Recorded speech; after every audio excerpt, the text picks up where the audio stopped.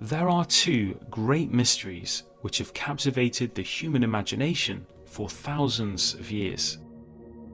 The first of these is why the universe exists at all. Why is there something rather than nothing? In many ways, this is a primordial question and has been raised by thinkers of every culture. And yet this ultimate mystery of existence is all but eclipsed by another mystery, that conscious minds exist to perceive it and bear conscious witness to the universe.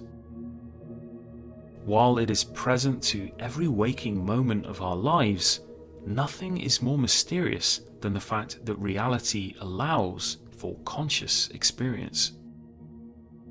Consciousness is the gateway of all value, meaning, and significance in the universe, and yet no scientific consensus has ever been reached about how and why we have it. An ancient idea is that the mystery of consciousness and the mystery of existence are intimately connected. And perhaps surprisingly, there are now growing numbers of philosophers and scientists who take this possibility very seriously. It is this possible connection between these two great mysteries that we will explore today. The mystery of existence. Over the last century, cosmologists have learnt a great deal about the early universe. By analysing cosmic background radiation, cosmologists peer deeply into the past, inferring the state of the universe in what is thought to be its first fractions of a second. But where did it all come from? What caused the universe? What happened before the Big Bang? The physicist Stephen Hawking cautions that this is the wrong question. The beginning of the universe was itself the beginning of time. To ask what came before time is meaningless, like asking what is north of the North Pole. And yet, for many, this answer fails to satisfy. Why did the universe burst forth into existence? And what shaped it to be the way that it is? Physicists have proposed that the spark of existence had its origin in a quantum fluctuation, triggering an explosive chain reaction, leading to the still evolving universe we inhabit today. This narrative of existence, however, presupposes the laws of quantum mechanics. It leaves entirely unexplained why the primordial situation should be constrained by quantum physics. It is here that we encounter the central problem which haunts the mystery of existence. Every time we propose the existence of a new initial state or cause, another one is required to explain that.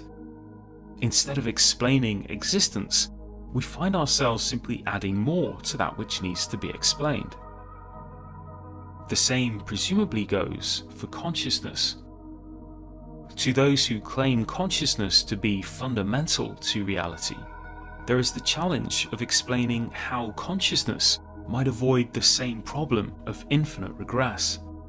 Why placing it at the foundations of nature doesn't simply add yet more to that which needs to be explained. In recent times, the possibility that consciousness is fundamental to reality has re-entered the academic conversation and gained new respect from philosophers and scientists alike. There are a number of reasons for this, but to summarize very briefly, in recent decades it has grown ever more conspicuous that the materialist understanding of science seems entirely unequipped to explain how and why consciousness exists. That our consciousness, the most undeniable fact of reality, could so entirely evade our scientific paradigm, has been taken by some as a conspicuous sign that materialism, while fantastically useful, is not an exhaustive account of nature, and that what we have called consciousness may in fact represent a deeper part of reality than previously imagined, at least by most modern scientists. If you can't explain consciousness in terms of the existing fundamentals, space, time, mass, charge, then as a matter of logic, you need to expand the list. The natural thing to do is to postulate consciousness itself as something fundamental, a fundamental building block of nature. Part of the motivation for this view comes from the fact that standard science provides only an external and behavioral account of reality. Its intrinsic nature, what reality is in itself, is unprovided by physics. Furthermore, the immanent reality of consciousness is the only intrinsic nature we know of, and in several respects, it seems to be an attractive candidate for also being the intrinsic interior nature of reality itself. But if consciousness is in some way fundamental to reality, how might this shed light on the mystery of existence? This question was explored by philosophers in the late 18th and early 19th century, when a movement known as German idealism rose to prominence in Europe. As the movement progressed, a core circle of thinkers argued for the absolute primacy of consciousness. Among other notable thinkers, philosophers Johann Fichte, Friedrich Schelling, and Georg Hegel urged that a deeper understanding of consciousness is necessary to understand why anything exists at all. It was Friedrich Schelling who first drew a direct parallel with the absolute ground of existence and the essential structure of consciousness. Existence, Schelling theorized, must be self-grounding. What this means, essentially, is that the primordial basis of reality must somehow be the cause of its own existence. To avoid the problem of infinite regress, an ultimate ground must be supposed, of which self-existence is part of its intrinsic nature. So what does this have to do with consciousness? The philosopher and mentor of Schelling, Johann Fichte, had previously argued that a unique feature of consciousness is that it does not appear grounded in anything beyond itself. The conscious self is self-producing, insofar that it exists only in and to itself. As the contemporary philosopher Douglas Hofstadter has put it, quote, "It is almost as if this slippery phenomenon called self-consciousness lifted itself up by its own bootstraps, almost as if it made itself out of nothing." End quote. In a similar way, the philosopher Peter Sass described self-consciousness as like a, quote, "magical matryoshka, a Russian nesting doll which also magically contains itself." It was precisely this quality that Schelling realized must be an attribute of the ultimate ground of existence. Furthermore, this was a quality that could be found nowhere else but in consciousness. Today, centuries later, the philosopher Freya Matthews defends a position very similar to Schelling. Matthews has pointed out that the self-causing principle behind existence must be reflexive, and yet this property of aboutness, known to philosophers as intentionality, is another property found nowhere else but in consciousness. Something from nothing. Could anything ever really come from nothing? Perhaps the concept of a true nothing is simply an idea, represented nowhere in reality. Perhaps instead of beginning with nothing, the challenge of explaining existence should instead focus on defining a self-existing ground, at which explanation can finally end. As we've already seen, physicists have proposed that the true ground floor of reality is the seething quantum realm of particles foaming in and out of existence.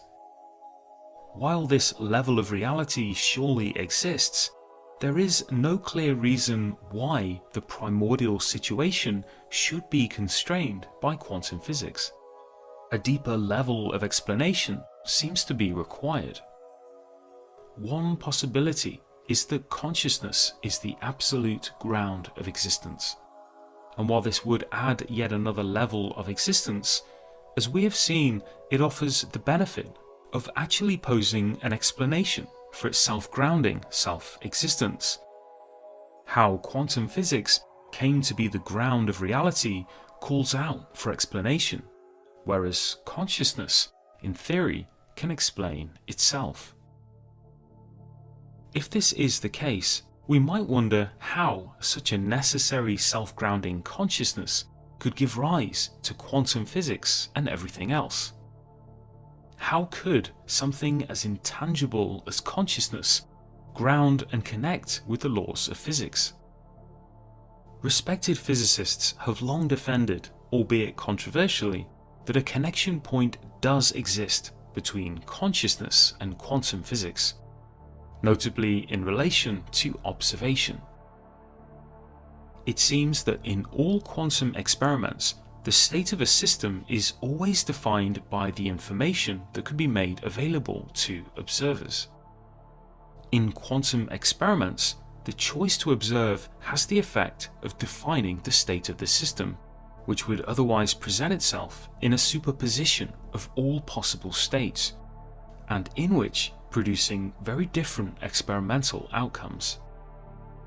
While the interpretation of this very strange finding is hotly debated, leading physicists, both past and present, have pointed to consciousness as playing a central role in quantum measurement.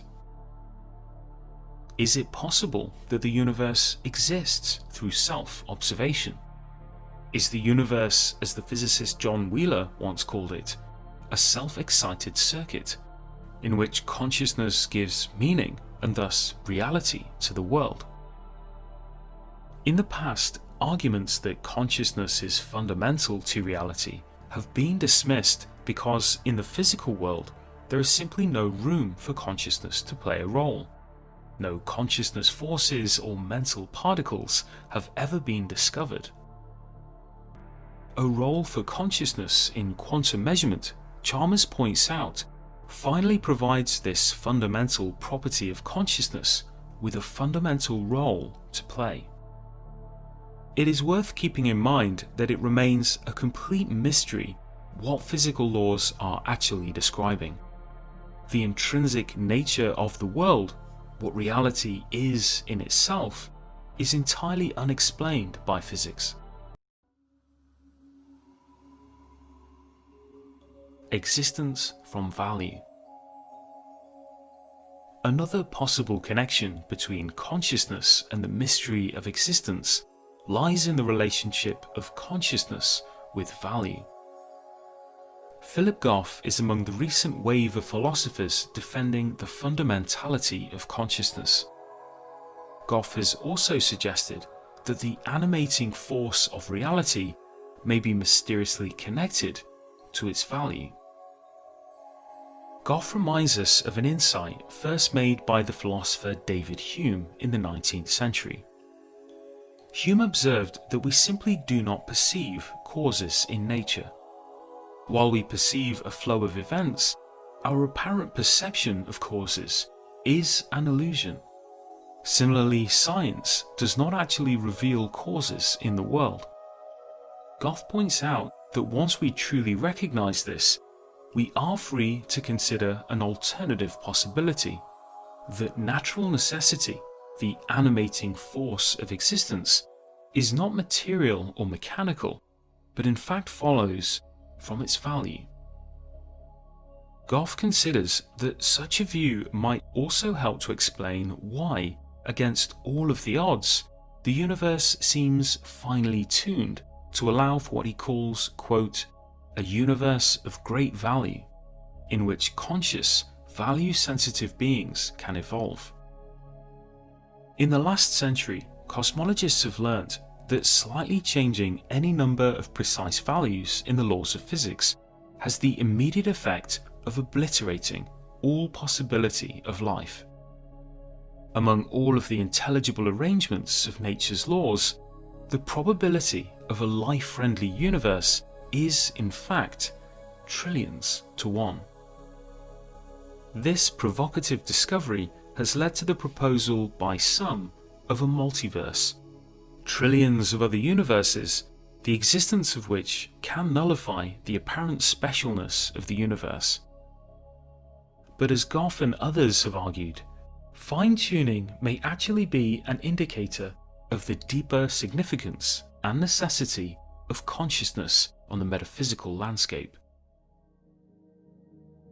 The philosopher John Leslie explored this possibility in his 1979 book, Value and Existence, where he argued that because of the problem of infinite regress, no physical mechanism will ever be adequate to explain the universe's existence. To solve this mystery, we must go beyond materialism and consider that something very different, more akin to value, is the animating force of reality. If so, a universe capable of supporting value-sensitive, conscious minds might have been a metaphysical necessity. Is it possible, as the 20th century philosopher Alfred North Whitehead believed, that, quote, existence itself is the upholding of value intensity, end quote?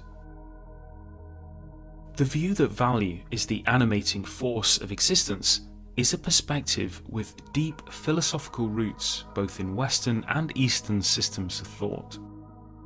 Plato, in particular, believed that the animating first cause of existence was its goodness. For Plato, existence itself held intrinsic value over non-existence, and that this latent value was the generative force of reality. While the human understanding of the universe has progressed a long way since the time of Plato, there are nonetheless philosophers today who argue that Plato was essentially correct, that the underlying nature of the universe is more mind-like than classically physical, and the true creative force of this reality is its value. Consciousness is the vehicle of all value, meaning, and significance in the universe. To put it bluntly, without consciousness, nothing matters. But is it also possible, as we have explored today, that without consciousness, nothing would exist?